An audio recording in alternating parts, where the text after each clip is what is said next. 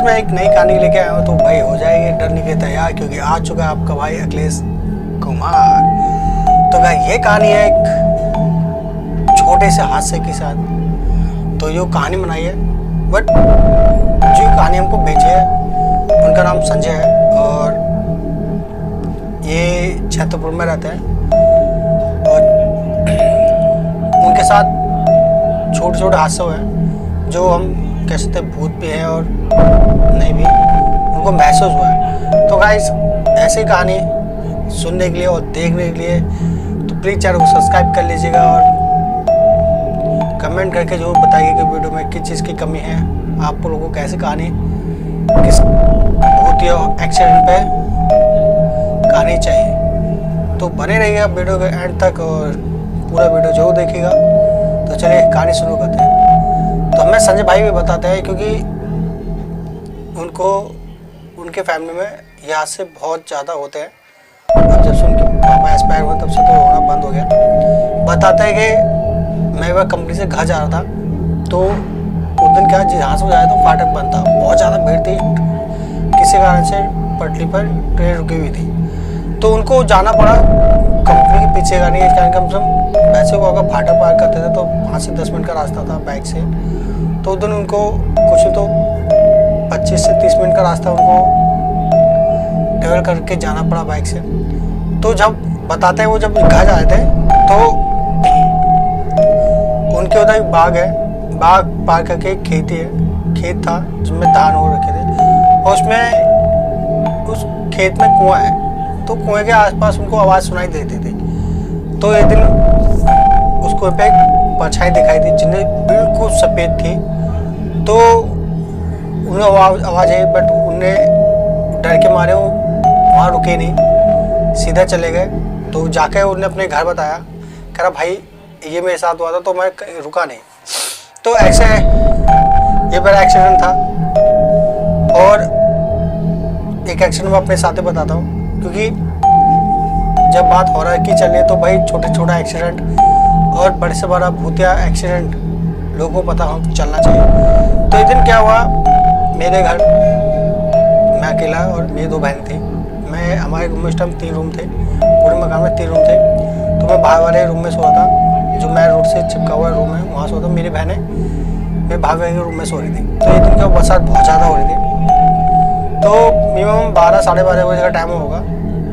बरसात बहुत ज़्यादा तेज़ हो रही थी और मेरा मेन गेट इतनी तेज किसी ने बजाया, पर किसी ने मैंने देखा नहीं बहुत ही, क्योंकि एक बार कुंडा बजने के बाद मेरा गेट इतनी तेज बजा कि उस टाइम मेरी नींद एक ही आवाज़ में खुल गई। तो मैं जाके मैंने देखा मेरी बहन के रूम में तो कुछ, जब मेरी बहनें सो रही थी तो उनके रूम से कुछ गिरा तो नहीं। तो मैंने खटखटाया, तो बहुत देर ट्राई मारने के बाद बोलो उठे नहीं। मैंने छोड़ो यार शायद कुछ गिरा हो, फिर मैं आके लेट गया। मैं जब आके अपने बेड पे लेटा तो 15 से 20 मिनट तक तो मैं जगता रहा, नींद आई नहीं। जैसे ही नींद आई इतनी फिर दोबारा वही आवाज़, गेट खटखटाने, एक बार जैसे किसी फुल ताकत के साथ कुंडा बजाते नहीं है मेन गेट में होता है, वो बजाने की आवाज़ आई। मेरी फिर आँख खुल गई। फिर मैं जाके देखा, मैंने अपने घर की लाइट ऑन करी और अपने रसोई का जो बल्ब था ऑन करके देखा बाहर, कि बाहर कुछ भी नहीं था। मैंने आस पड़ोस में देखा कि कोई भी नहीं है, जहाँ तक मैं अंदर से देख सकता था मैंने देखा तो कुछ भी नहीं था वहाँ पर। तो फिर मैं जाके फिर लेट गया। बहुत देर तक मैं फ़ोन चलाता रहा लेटे लेटे, तब तक तो कुछ हुआ नहीं। जैसे मुझे फिर दोबारा मेरी आँख बंद हुई, जैसे मुझे थोड़ी नींद आने आई, तभी दोबारा मेरा मेन गेट खटखटाया। भाई साहब मानोगे मुझे इतना गुस्सा आया, मैंने डंडा निकाला, बहुत मोटा डंडा था, अगर किसी को पड़ जाए तो बंदा खत्म। इतना तो भीख, मैंने मैन गेट खोला, ठीक है, और इतनी देर बरसात थी, मुश्किल से 5 मिनट में बाहर नहीं होऊंगा। मैंने अपने घर के पीछे देखा, खाली प्लॉट था, अब तो घर बन गया है, तो वहाँ पे कुछ नहीं। आगे पीछे जो घर के चारों ओर देखा मैंने, कुछ नहीं। फिर मैन गली के चौराहे पे खड़े होकर मैंने गालियाँ बकना स्टार्ट कर दी, क्योंकि भाई मुझे नींद आई नहीं, पूरी रात भर में परेशान होता था। तो आके मैं फिर अपने पोछा डंडा गेट वेट बन के फिर मैं सोया नहीं। मैंने कहा अगर आज कोई भी है ना, मैं गेट के पास ही बैठा रहा, कुंडा खोल के, मैंने खाली गेट भेड़ रखा था, लॉक नहीं करा था, मैं डंडा लेके वहीं बैठा रहा बहुत देर तक। फिर मैं आधे घंटे में बैठा रहा वहाँ पर, कुछ ऐसा हुआ नहीं। फिर मैं जाके लेटा, मैं तो वहाँ भी सोया नहीं, मैं लेटा रहा। मैंने कहा अगर आज बजा तो कोई भी बंदे को मैं फैला ही दूंगा मार मार के, बट ऐसा कुछ हुआ नहीं। दोबारा जब हमारे उधर से कुछ लोग हैं जो बुके का काम करते हैं, यानी सामान ढोने का काम करते हैं, 4 साढ़े 4 बजे वो लोग जाते हैं, बरसात थोड़ी कम हो गई तो वो लोग गए थे। तब मुझे लगा कि अब लोग चलना रोड पे स्टार्ट हो गए तो अब सो जाना चाहिए।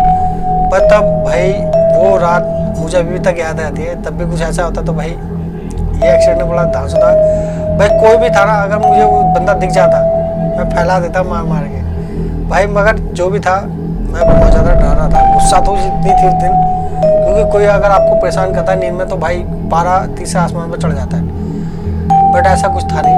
मैंने देखा मेरे साथ छोटे छोटे हादसे होते रहते, बट अब नहीं होते। बट जब हम यहाँ सोशल में आए थे मोहल्ले में तभी हादसे होते रहते थे।